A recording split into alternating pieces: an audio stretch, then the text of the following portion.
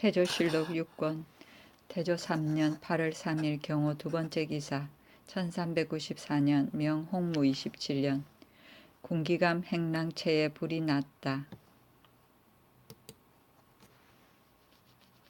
태조실록 6권 태조 3년 8월 6일 계유 첫 번째 기사 사관원 장무에게 용관자 등의 명단을 올리게 하다. 사관원의 장무인 보골 배규를 불러서 분부하였다. 전일 상은에 놀고서 녹을 먹는 자와 한 집에서 여럿이 군역에 나간 자와 아무 공도 없이 증명을 받은 자의 이름을 기록하여 보고하라. 태조실록 6권 태조 3년 8월 6일 계유 두 번째 기사 전백령 등이 정사에 부지런할 것을 상소하다. 신등은 보잘것없는 자질로 다행히 성대를 만나서 외람댁에도 말하는 직책을 맡아 가만히 있을 수 없으므로 어제 좁은 소견으로 천총을 번거롭게 하였더니 다행히 살피시고 신등으로 하여금 다시 자세한 조목을 올리게 하여 시행하려고 하시니 이것은 전하께서 정치를 잘 하려는 마음이 간절하고 간하는 말을 쫓는 아름다운 뜻입니다. 신등은 감격을 이기지 못하여 삼가 아는 바를 다음에 기록하여 올리니 전하께서 이를 살피시고 나머지 다른 조목도 곧 시행해 주시면 조선 사직의 복이 될 것입니다. 무릇 순 임금은 천하의 큰 승인이요 요의 아들 단주는 천하의 불초한 자입니다. 그 신하 우가 순에게 경계하기를 단주와 같이 거만하고 놀기만 좋아하며 못된 짓만 하지 마소서 했으니 우와 같은 대단한 밝은 분으로서 어찌 순과 같은 큰 승인이 단주와 같이 거만하지 아니할 것을 모르리까마는 충성이 지극한 나머지 오히려 높은 자리에 있는 사람이 한번 생각을 잘못하여 혹시나 과오에 빠지지 않을까 하여 그와 같이 경계한 것입니다. 전하께서는 잠자에 계실 때부터 경정과 사기를 모두 보시어 역대의 성하고 쇠한 것을 마음속에 간직하고 중회에 출입하여 백성들의 괴로움을 마음 아프게 생각하시니 어찌 일일이 알려드린 뒤에 아시리까마는 오늘날의 드린 말씀은 당 우 시대의 임금과 신하가 서로 경계한 뜻이니 전하께서는 기쁘게 여기시고 살피소서. 태조실록 6권 태조 3년 8월 7일 갑술 첫 번째 기사 도승지 한상경을 청심정에 불러서 대학 연의를 강의하게 하였다. 태조실록 6권 태조 3년 8월 7일 갑술 두 번째 기사 섬라곡 사람 장사도를 예빈경으로 삼고 진은상을 서운 부정에 임명하였다. 태조실록 6권 태조 3년 8월 8일 을의 첫 번째 기사 번개와 천둥이 치고 우박이 내리었다. 태조실록 6권 태조 3년 8월 8일 을의 두 번째 기사 명나라가 도로를 통하여 해준 것에 살해하는 표문 개성윤 아무를 명나라에 보내서 도로를 통하게 해준 것을 살해하게 하였는데 그 표문은 이러하였다. 신은 말씀드리나이다. 앞서 여러 번 배신, 김익겸, 윤사덕, 이지, 박영충, 경의, 안종원 등을 보내서 표전을 받들고 경사에 다다르기 전에 요동에 이르러 모두 도사의 막음을 당하고 돌아오게 되어 놀랍고 황송하여 몸둘 바를 모르던 차에 삼가 거룩하신 사랑을 받아 신의 아들 이방원과 배신, 남제, 조반, 조임 등이 경사에 가게 되었으니 신은 온 국민과 더불어 감격해 마지 않는 바입니다. 대성인의 덕은 넓게 포섭하는 데 있고 먼 나라 사람들은 모두 도로의 통하는 것을 기뻐하여 감격이 깊게 뼈에 사무쳐 눈물이 턱까지 흐릅니다. 삼가 생각하건대 신은 외람댁에 이 나라 강토를 맡음에 있어 다행히 성대를 만나 어느덧 수년을 지냈는데 털끌만한 도움도 없었지만은 한결같은 충성으로 조공하는 직책을 잊지 아니하였습니다. 그러므로 해마다 신년 조화에 반드시 행리의 왕래가 있었던 것입니다. 그런데 근래에 모함하는 자의 말로 인하여 백길조차 막히게 되어 어찌할 바를 알지 못하고 있던 차에 이번에 미천한 자식이 골정에 들어가 문안하고 배신들이 성전을 경하하여 폐하를 지척에서 뵙게 되니 신은 보통 때보다 갑절이나 기쁩니다. 이제 폐하께서 가만히 구중궁궐에 앉아 있으면서 만리밖을 밝게 살피시고 신의 원통함을 품고도 아랠 곳이 없음을 양찰하시어 신의 외교에 다른 뜻이 없음을 어여삐 여기시어 다시 바다 건너의 나라로 하여금 태양을 얻어보게 하니 신은 더욱 경건하게 문우를 닦아 자나깨나 폐하의 만수무강을 바치나이다. 좋은 말 16필을 바치었다. 태조실록 6권 태조 3년 8월 8일 을의 세 번째 기사 안주의 성을 쌓았다. 태조실록 6권 태조 3년 8월 8일 을의 네 번째 기사 임금이 친히 무학의 천도할 땅을 보려고 도평의 사사와 대성 형조의 관은 각각 한 사람씩 친군이를 데리고 갔다.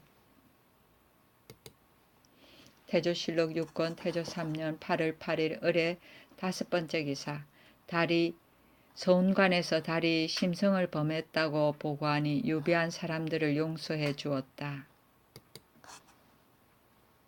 태조실록 6권 태조 3년 8월 11일 무인 첫 번째 기사 왕이 무학을 둘러보고 유숙하였다. 천도할 장소에 대한 분분한 의론 임금이 무학에 이르러서 도읍을 정할 땅을 물색하는데 판서 운관사 윤신달과 서운부정 유한유 등이 임금 앞에 나와서 말하였다. 지리의 법으로 보면 여기는 도읍이 될 수 없습니다. 이에 임금이 말하였다. 너희들이 함부로 옳거니 그르거니 하는데 여기가 만일 좋지 못한 점이 있으면 문서에 있는 것을 가지고 말해보아라. 신달 등이 물러가서 서로 의논하였는데 임금이 한우를 불러서 물었다. 이곳이 끝내 좋지 못하냐? 한우가 대답하였다. 신의 보는 바로는 실로 좋지 못합니다. 임금이 또 말하였다. 여기가 좋지 못하면 어디가 좋으냐? 한우가 대답하였다. 신은 알지 못하겠습니다. 임금이 노하여 말하였다. 너가 서운관이 되어서 모른다고 하니 누구를 속이려는 것인가? 송도의 지기가 쇠하였다는 말을 너는 듣지 못하였느냐? 한우가 대답하였다. 이것은 도참으로 말하는 바이며 신은 단지 지리만 배워서 도참은 모릅니다. 임금이 말하였다. 옛 사람의 도참도 역시 지리로 인해서 말한 것이지 어찌 터무니없이 근거 없는 말을 했겠느냐. 그러면 너의 마음에 쓸만한 곳을 말해보아라. 한우가 대답하였다. 고려 태조가 송산 명당의 틀을 잡아 궁궐을 지었는데 중엽 이후에 오랫동안 명당을 폐지하고 임금들이 여러 번 이궁으로 옮겼습니다. 신의 생각으로는 명당의 지덕이 아직 쇠하지 않은 듯하니 다시 궁궐을 지어서 그대로 송경의 도읍을 정하는 것이 좋을까 합니다. 임금이 말하였다. 내가 장차 도읍을 옮기기로 결정했는데 만약 가까운 지경에 다시 길지가 없다면 삼국시대의 도읍도 또한 길지가 됨직하니 합의해서 알리라 하고 좌시중 조준, 우시중 김사영에게 일렀다. 서운관이 전조 말기에 송도의 지덕이 이미 쇠했다 하고 여러 번 상사하여 한양으로 도읍을 옮기자고 하였었다. 근래에는 계룡산이 도읍할 만한 땅이라고 하므로 민중을 동원하여 공사를 일으켜 백성들을 괴롭혔는데 이제 또 여기가 도읍할 만한 곳이라 하여 와서 보니 한우 등의 말이 좋지 못하다고 하고 도리어 송도 명당이 좋다고 하면서 서로 논쟁하여 국가를 속이니 이것은 일찍이 징계하지 않은 까닭이다. 경등이 성운관 관리로 하여금 각각 도읍될 만한 곳을 말해서 알리게 하라. 이에 겸판 서운관사 최융과 윤신달, 유한우 등이 상서하였다. 우리나라 내에서는 부소 명당이 첫째요 남경이 다음입니다. 이날 저녁에 임금이 무왕 밑에서 유숙하였다. 태조실록 6권 태조 3년 8월 12일 기묘 첫 번째 기사. 왕이 도읍들을 임금이 왕사 자초를 장막 안으로 불러들여 밥을 먹이었다. 처음에 임금이 여기 와서 터를 잡으려고 할 때 먼저 사람을 보내서 맞아 온 것이다. 태조실록 6권 태조 3년 8월 12일 기묘 두 번째 기사. 도읍터에 관한 논의에 판삼사사 정도전이 국가치라는 사람에 달려있음을 역설하다. 임금이 여러 재상들에게 분부하여 각각 도읍을 옮길 만한 터를 거를로 올리게 하니 판삼사사 정도전이 말하였다. 1. 이곳이 나라 중앙에 위치하여 조운이 통하는 것은 좋으나 한되는 것은 한 골짜기에 끼어 있어서 안으로 궁칩과 밖으로 조시와 종사를 세울 만한 자리가 없으니 왕자의 거처로서 불편리한 곳이 아닙니다. 1. 신은 음양술수로의 학술을 배우지 못하였는데 이제 여러 사람의 의논이 모두 음양술수를 벗어나지 못하니 신은 실로 말씀드릴 바를 모르겠습니다. 명자의 말씀에 어릴 때 배우는 것은 장년이 되어 행하기 위함이라 하였으니 청하옵건대 평일에 배운 바로서 말하겠습니다. 주나라 성왕이 겹욕의 도읍을 정하니 곧 관중으로 30대 800년을 전하였습니다. 11대 손인 평왕에 이르러 주나라가 일어난 지 449년 만에 낙양으로 천도하고 진나라 사람이 서주의 땅에 도읍을 정하였는데 주나라는 30대 난왕에 이르러 망하고 진나라 사람들이 이를 대신하였습니다. 이로써 보면 30대 800년이라 하는 것은 주나라의 운수는 지리에 있는 것이 아닙니다.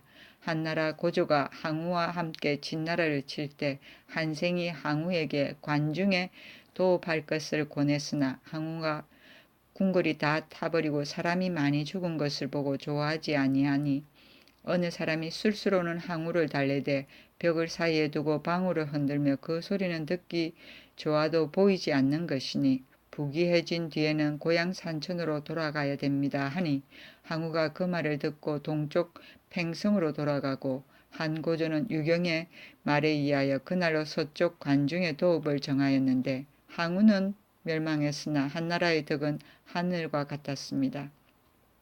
이후로 우문시의 주나라와 양견의 수나라가 서로 이어가면서 관중에 도읍하고 당나라도 역시 도읍에 하여 덕이 한나라와 같았으니 이것으로 말하면 국가의 잘 다스려짐과 어지러움은 사람에게 있는 것이지 지리의 성쇠가 있는 것이 아님을 알 수 있습니다.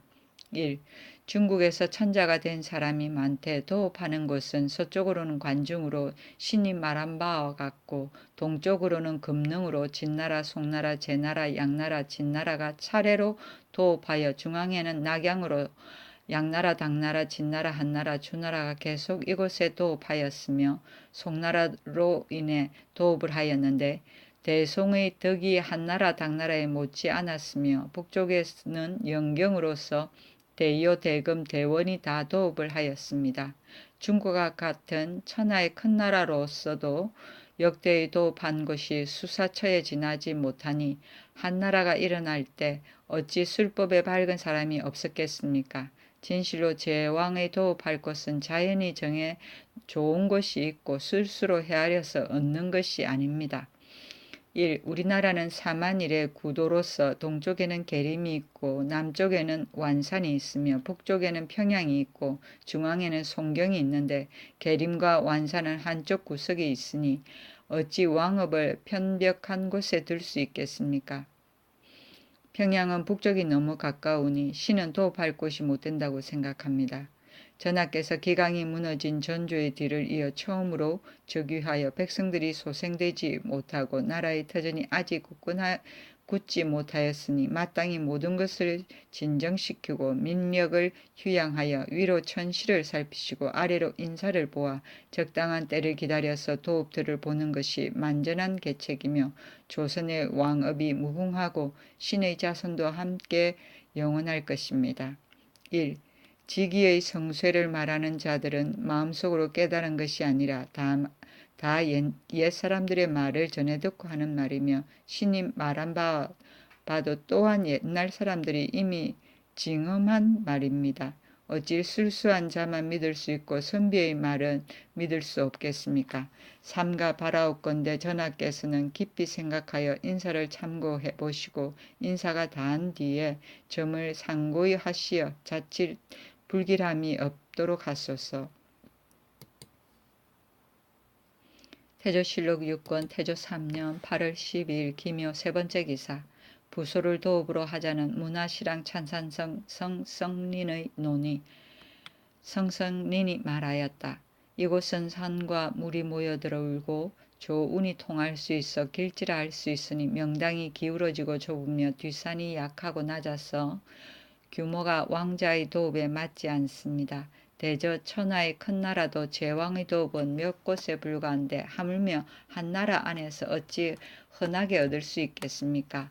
부소의 산수는 혹 거슬러 놓인 데가 있으므로 성현들의 좌소와 우소에 돌아가면서 거주하자는 말이 있으나 그 근처에 틀을 잡아서 순주하는 곳을 삼고 부소 명당으로 본 궁궐을 지으면 심히 다행일까 합니다.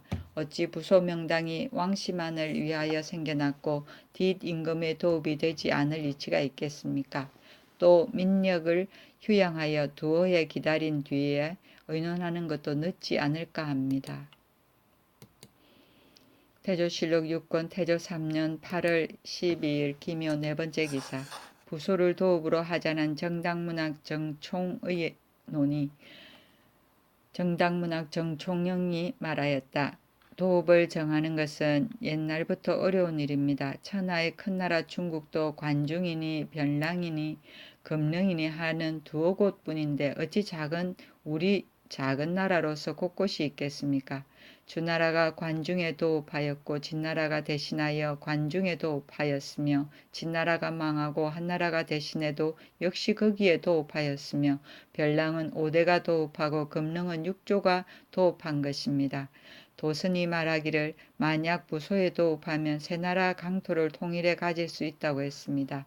전조는 시조 왕건 이전 삼국이 정립할 때부터 삼국을 통일한 이후에 단지 개성에 도읍하였는데 왕시가 500년 끝나는 것은 운수이며 지리에 관련시킬 것이 아닙니다. 만약에 주나라, 진나라, 한나라가 서로 계속해서 가면서 한 곳에 도읍을 한 것을 보면 비록 개성이라도 해가 없을 것 같습니다. 구태여 여기를 버리고 다른 곳을 구하려면 다시 널리 찾아보는 것이 좋겠습니다.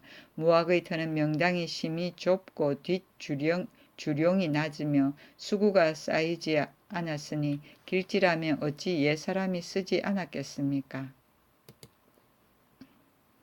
태조실록 6권 태조 3년 8월 12일 기묘 다섯 번째 기사.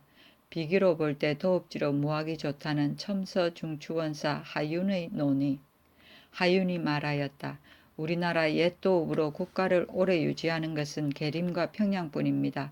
무학의 국세가 비록 낮고 좁다 하더라도 계림과 평양에 비하여 궁궐의 터가 실로 넓고 더구나 나라의 중앙에 있어 조운이 통하며 안팎으로 둘러싸인 산과 물이 또한 증빙할 만하여 우리나라 전현의 비기에 대부분 서로 부합되는 것입니다. 또 중국의 지리에 대한 제가들의 산과 물이 안으로 모여든다는 설과 또 서로 가까우며 전일 면대하여 물으실 때에 자세히 말씀드렸습니다. 삼가 생각하옵건대 임금이 일어나면은 스스로 첨령을 갖고 있는 것이나 도읍을 정하는 일은 경솔하게 논의할 수 없는 것입니다. 만약 한때 인심에 순응하여 민폐를 들려면 송도에 그대로 있을 것이요 전현의 말씀에 의하여 만세의 터전을 세우려면 이보다 나은 것이 없습니다.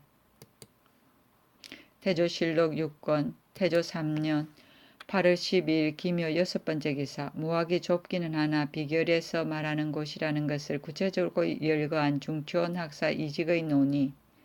도읍을 옮기고 나라를 세우는 곳에 대하여 지리책을 상고해 보니 대개 말하기를 망갈래의 물과 천봉의 산이 한 곳으로 향한 큰 산과 큰 물이 있는 곳에 왕도와 궁궐을 정할 수 있는 땅이라 하였습니다. 이것은 산에 기맥이 모이고 조운이 통하는 곳을 말하는 것입니다.